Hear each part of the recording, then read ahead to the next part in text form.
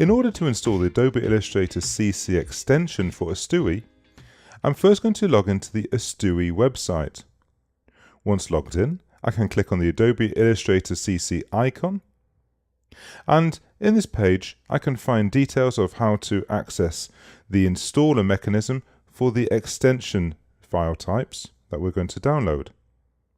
Having already previously installed such a system, I'm going to now copy the token to the clipboard by clicking on the button, and then I can continue to download the Astui for Adobe Illustrator extension.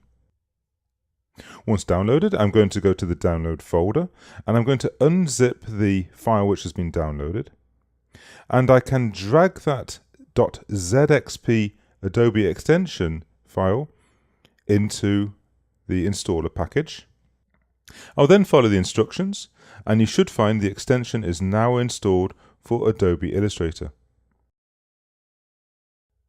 Once I've installed the extension, I'm going to run Adobe Illustrator CC. The example file that I'm going to load is a series of 3 lines with variable stroke widths applied. This is applied using the native width tool, and it's a fantastically flexible way of providing some organic forms to strokes.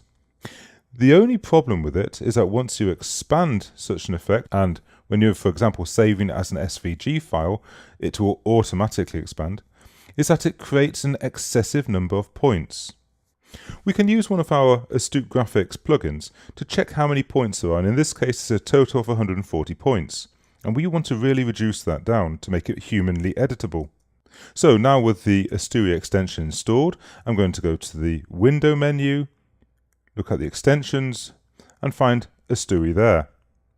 This opens the Astui panel. Before I start using any of the functionality in Astui, in Illustrator, I'm first going to go to the panel's flyout menu, and I'm going to apply my token which was previously copied from the website.